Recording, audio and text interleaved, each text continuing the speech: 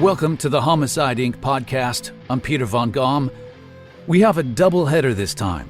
The two stories are unrelated, but similar in nature, in that both have tragic endings that involve college students that took their own lives as a result of some pretty severe bullying. These groundbreaking cases were largely unprecedented and hadn't been tried in a criminal court before.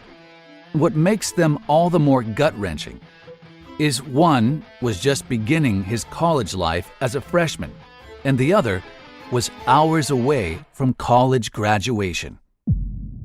If you haven't given the Homicide Inc. podcast a rating yet, please do so. Click the 5 stars and also leave a review if you like. You can click 4 stars if you want, but preferably 5, and this will help us get into a better position in the true crime podcasting world. Thanks very much. Okay, let's get into it. On the evening of September 22, 2010, Port Authority police were called to George Washington Bridge to a discarded wallet and a phone. This began the search for a young man whose ID was found within, Tyler Clementi. A few days later, a man taking his lunchtime stroll in Inwood Hill Park happened on a body floating in the Hudson. It was Clementi. He had drowned. There was no question about the how. When police had searched his dorm room at Rutgers University, they found a suicide note. Clementi was an 18-year-old freshman. He'd just come out and met a guy he liked. He was blooming in his violin practice and making new friends. Life was good and just getting started. What could have pushed him to kill himself? Tyler Clementi had always been a quiet, shy child, but he had an undeniable love for music. And while many kids spent their weekends playing games or going out with friends, Clementi would put on a suit and be concertmaster in the Bergen Youth Orchestra. He'd started playing the violin when he was in 3rd grade and had won several awards. He also loved cycling and was a keen unicyclist. He somehow taught himself to unicycle while playing the violin. 2 days before getting into college, Clementi came out to his family. He'd known since his early teens he was gay and had even joined a gay online forum at 14, a place where he could chat with like-minded people. A lot of Clementi's contributions to the platform were about his views about cars and television shows. Coming out to his family was just his first step. Being an introvert made it hard to make friends, but he wanted to come out of his shell a little more. So he started with what he knew best: music. Clementi quickly earned a seat in the graduate school orchestra, just one of 2 freshmen who were selected. He had some new friends online, and best of all, he had an older boyfriend he began seeing. How did this thriving young man end up floating on the Hudson?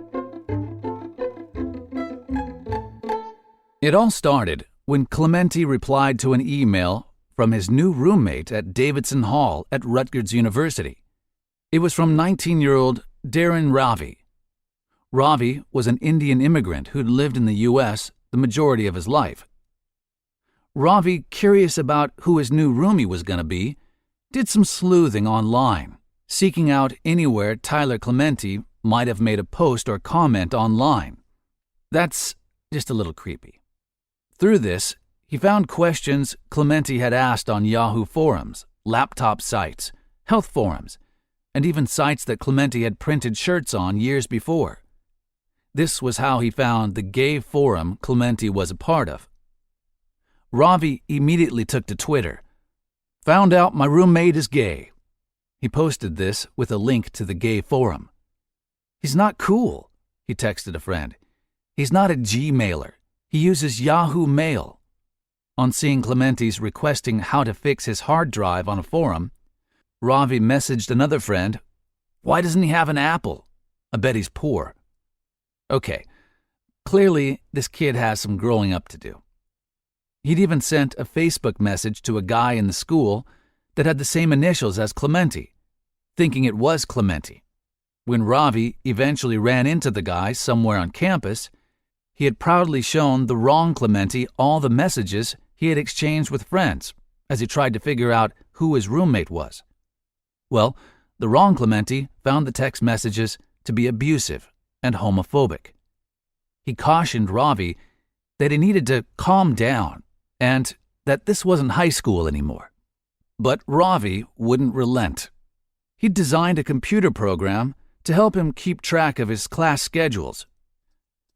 And, in a homophobic rant, joked with a friend that he'd programmed the app to alert him if Clementi tried to rape him at night.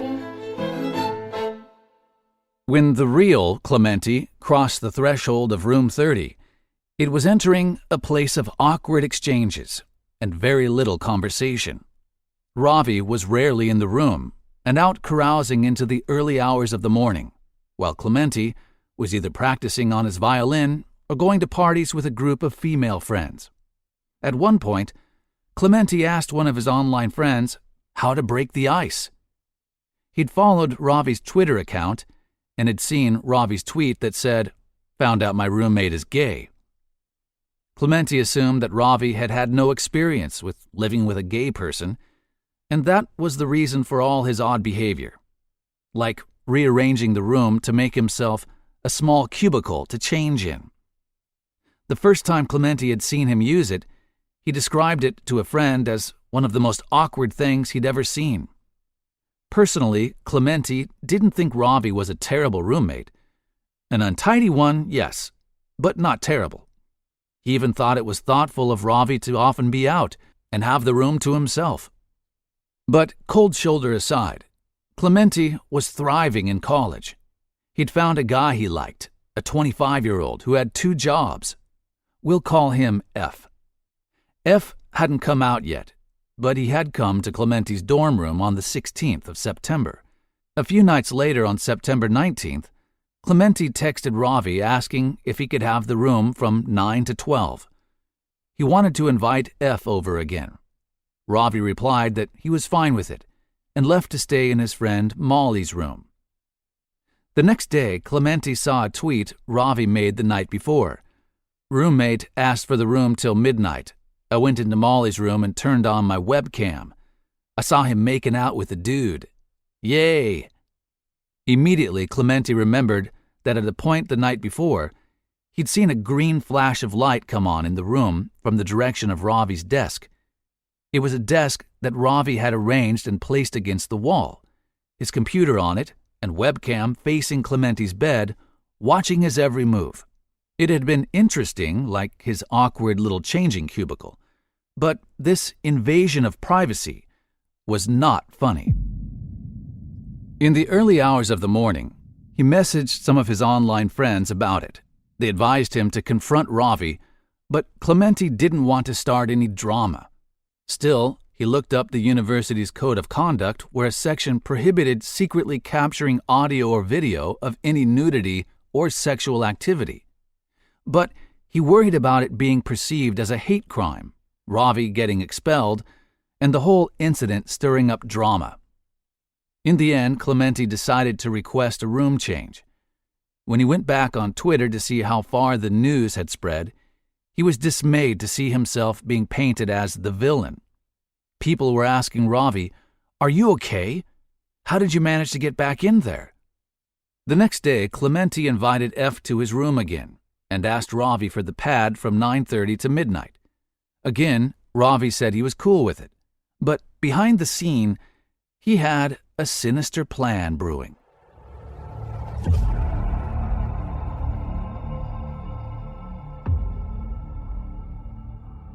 At 6:30 p.m., Ravi tweeted, "Anyone with iChat, I dare you to video chat me between the hours of 9:30 and 12. Yes, it's happening again."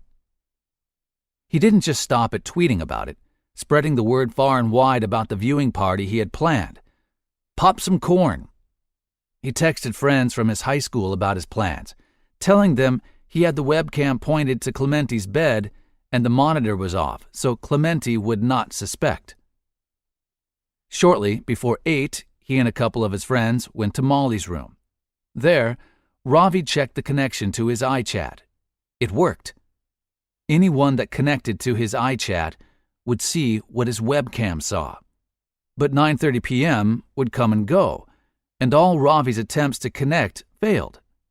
Shortly before 12, Ravi went back to the room. What Ravi didn't know was that Clementi had seen this tweet and shut down Ravi's computer. Yes! Then Clementi approached a resident advisor to report the incident. He was told to make a formal report via email. The advisor had then offered Clementi a spare bed in his room for the night. But with F coming over that night, Clementi had declined. That night, after F had left and Ravi lay sleeping, Clementi sent a formal email that detailed both occurrences with screenshots of all of Ravi's tweets. I feel that my privacy has been violated, and I'm extremely uncomfortable sharing a room with someone who would act in this wildly inappropriate manner. He requested a room change.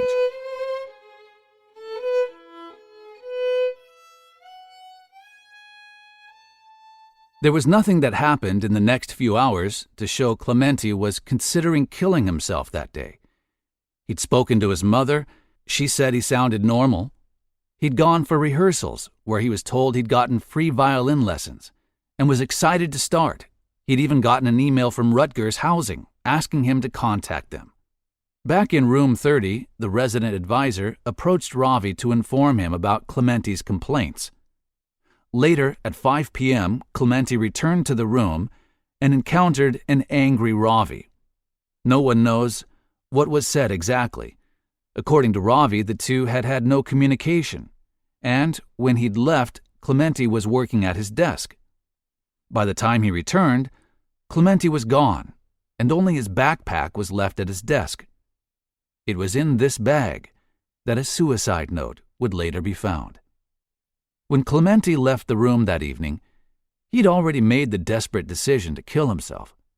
He bought a burger, boarded a shuttle to the rail station, then took a train to New York, and then a subway uptown. His destination was the George Washington Bridge. There, he installed the Facebook app, and shortly before 8:45 p.m., he made his first and last post. Jumping off the GW Bridge. Sorry. Just 5 minutes after the post, Clementi's phone pinged with a text message from Ravi, one of two that would come in before 9 p.m. In the first, Ravi tried to explain his actions on Sunday. He said he was showing Molly his webcam setup when he'd caught a glimpse of Clementi with F.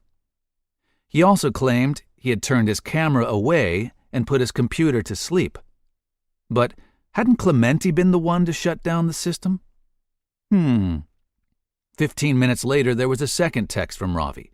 In this, he admitted he had known Clementi was gay and that he had no problem with gay people. He also wrote that he didn't want Clementi's freshman year ruined over their misunderstanding, but Clementi could still change rooms if that was what he wanted. But it was too little, too late. There was no one to read the message. Clementi had already made the 200-foot fall into the murky waters of the Hudson. To all appearances, it was a suicide, but Ravi's shifty behavior made police suspicious of him.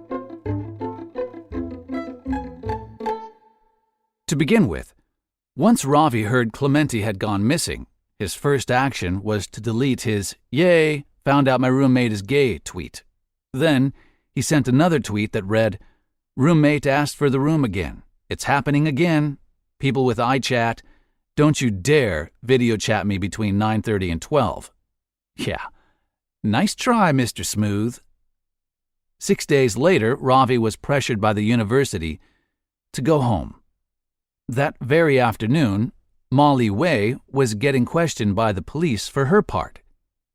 During a break in the interrogation, Ravi started telling her what he had told the police, telling her that they hadn't done it on purpose and reminding her that they were just messing with the camera when it mistakenly came on and that he had turned off his computer.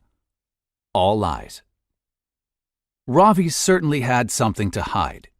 He might not have pushed Clementi off the George Washington Bridge, but he certainly drove him to make that decision of no return, and he knew it.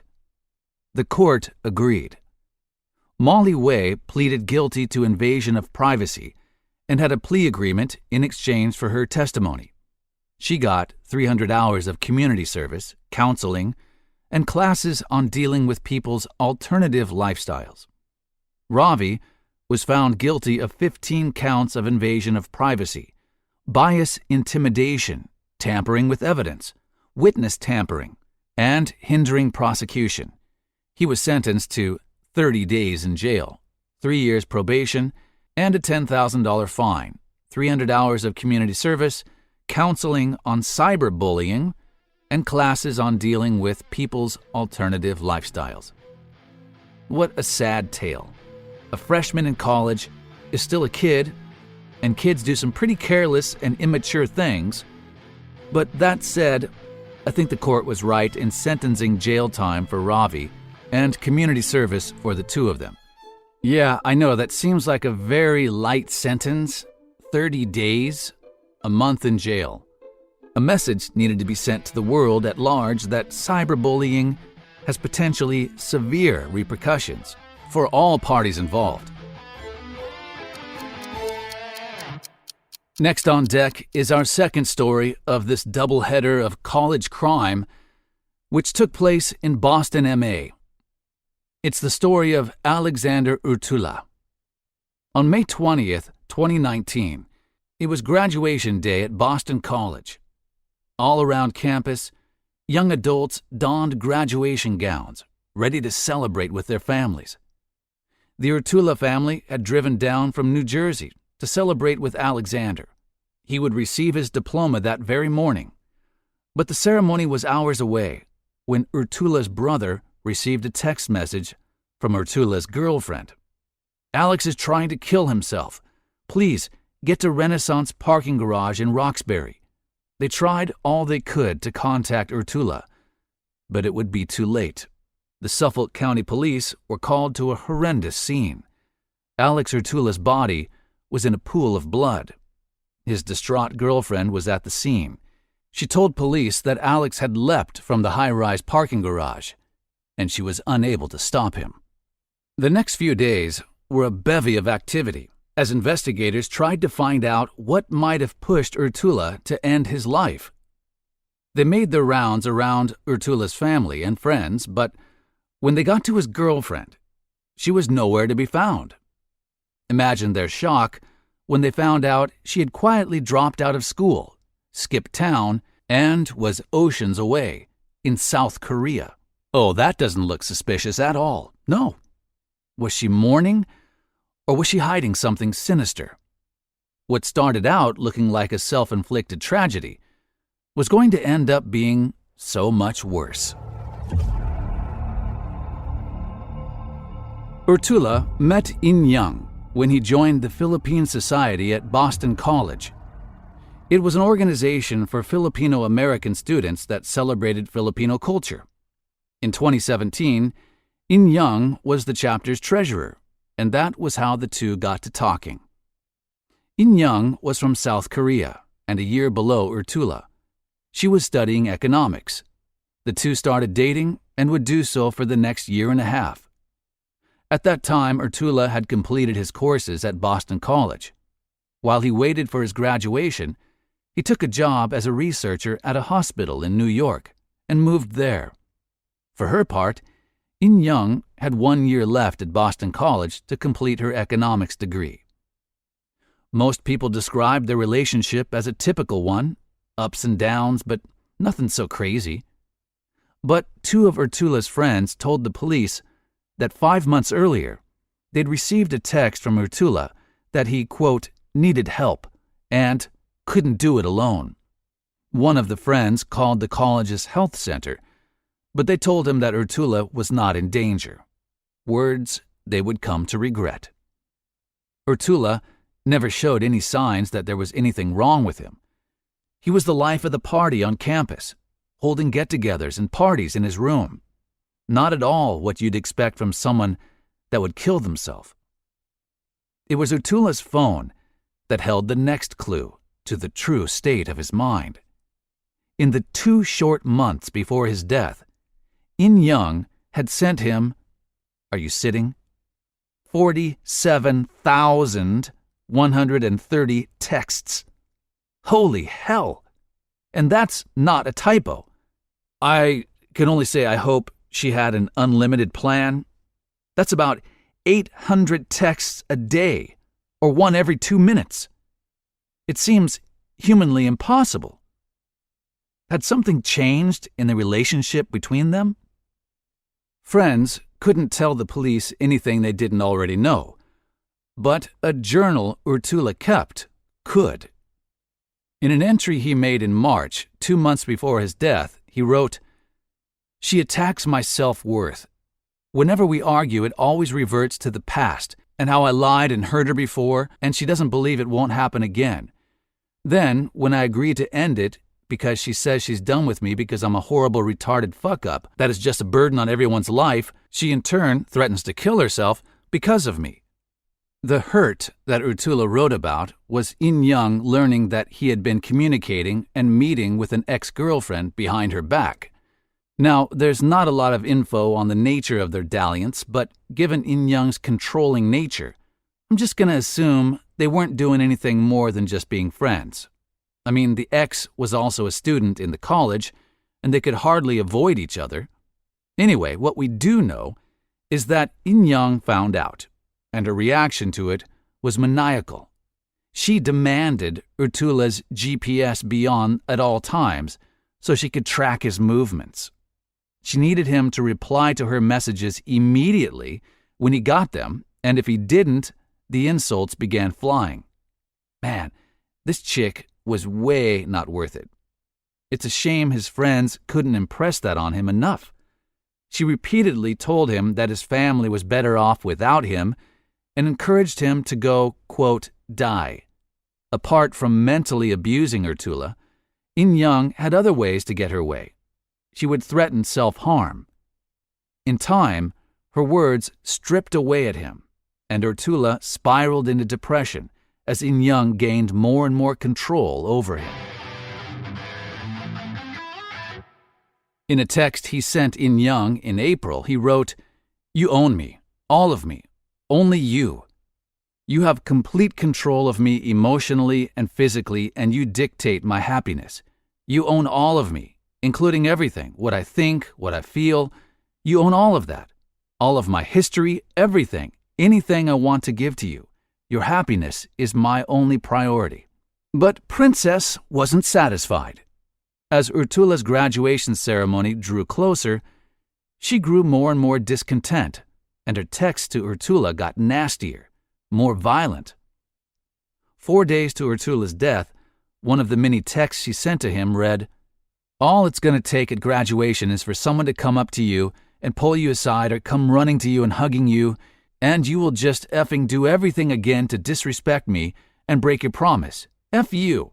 And go effing kill yourself and everyone in that toxic group. They all deserve to effing die." 2 days before his death, another of her nasty texts was a threat to kill herself because he hadn't read her text a few minutes after she sent it. Unfortunately, she didn't follow through with that threat. The text read, "You can't figure it out? You want to make me live it again? You want me to slash my throat? Is that what you want? Like, why do I have to threaten my own effing life for you to finally do something? Did I not tell you to effing read it right now? I'm literally going to effing slash my throat." Oh, dude. Man, I wish you had talked to me. In Young was haunted by the thought of Urtula seeing his college friends again. She was terrified of losing her hold over him. But most especially, she was worried about her, the ex-girlfriend she was certain was trying to steal her man. At this point, and after months of this mental onslaught, Urtula must have felt trapped, like he had no way out. He was scared of leaving because In Young could hurt herself, or worse. Yet, even staying, she wasn't happy. Urtula started to harbor suicidal thoughts. In a text he sent her, he wrote, "In Young, please, I'll give you what you want. I'll leave this effing earth. Just please don't do anything. Don't hurt yourself anymore. So please, I'll get out of your life. I'll go die like you want. I'll erase myself from this world. It'll probably be better off, and I don't have anything anymore, so if I don't have you, I'll just go die. Please, I'll do whatever you want. Please, just don't effing hurt yourself anymore. Please, I'll go die. Whatever will make you happy."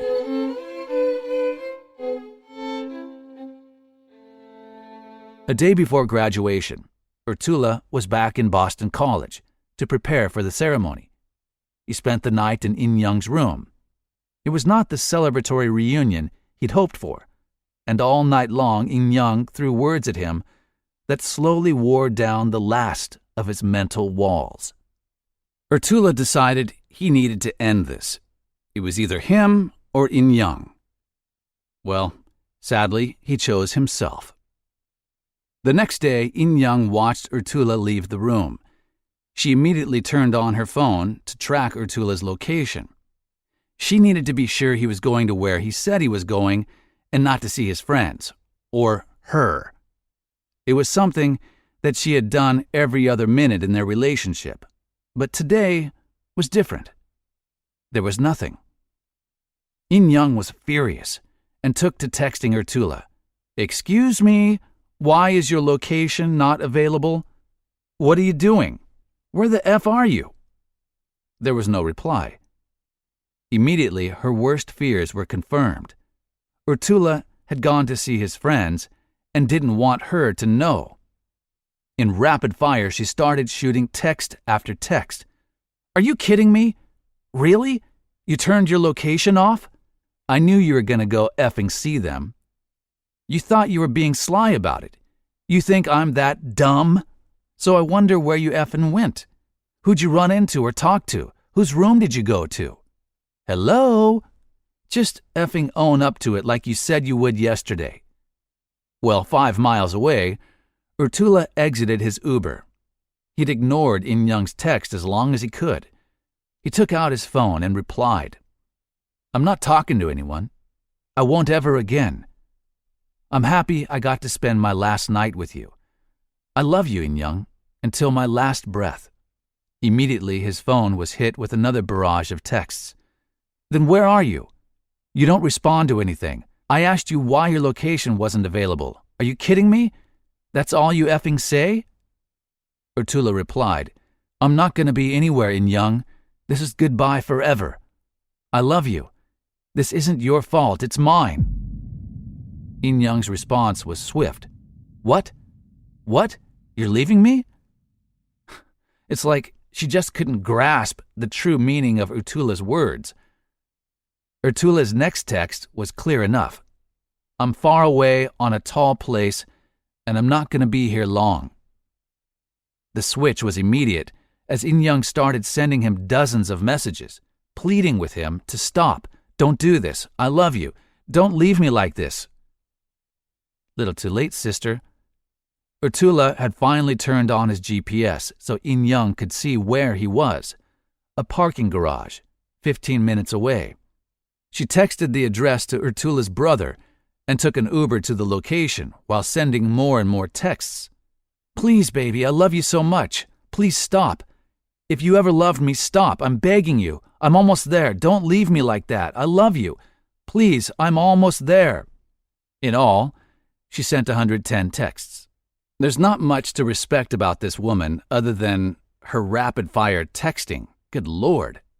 She got to the parking garage and was there just minutes before Urtula jumped to his death. Not once did she call the police. Young was indicted in Urtula's death and returned to the U.S. to face the courts. At first, her defense argued that her abusive texts constituted free speech. Oh, come on. And her text messages begging Urtula to stop proved she didn't intend for him to kill himself. Well, lucky for her, there's a name for that too. Involuntary manslaughter. Young would eventually plead guilty to that. She also accepted the part her psychological and verbal abuse had on Urtula and his consequent suicide. She was given 2.5 years of a suspended sentence for time served and 10 years of probation, where she would be required to go for community service and get counseling. She's also not allowed to profit or benefit in any way from Urtula's death. Man, what a freaking piece of work that woman is. And a terribly sad end to a tortured soul. We've all had a partner like that was a real pain in the ass. And when love is in the mix, it's sometimes hard to extract yourself from it. And more so if you're prone to insecurities. Well, both of these cases are similar in the context of bullying and identical in the outcome of the desperation of two young minds seeing no other way out of their abuse than a permanent exit. Just so tragic. As both of these cases deal with suicide, I feel it's perhaps poignant that I make this statement. If you're struggling with thoughts of suicide or worried about a friend or loved one, there's help. You can call the National Suicide Prevention Lifeline in America at 1-800-273-8255. Or you can text to 741-741 for free confidential emotional support 24 hours a day, 7 days a week. I'll add some links here in the description for global suicide hotlines. Well, thank you always for joining me here on the Homicide Inc. True Crime Podcast. Please don't forget to rate the Homicide Inc. podcast wherever you're listening from, whether it's Spotify or Apple Podcasts. Be a pal and click the stars and leave a comment if you would. And also make sure you subscribe to the podcast so you get the notifications as soon as a new episode is released. And be sure to check out our Patreon campaign for exclusive Homicide Inc. podcasts that are available first to patrons. That information is in the description of this podcast. If you have a compelling true crime story you'd like me to consider investigating, please send me an email. And if you'd like to help support the production of the Homicide Inc. podcast, you can always buy us a cup of coffee. That helps tremendously. And those details are also in the description and on the Homicide Inc. website, where you can hear all the podcasts and other cool stuff. Thanks very much, guys, and we'll see you again very soon. Ciao for now.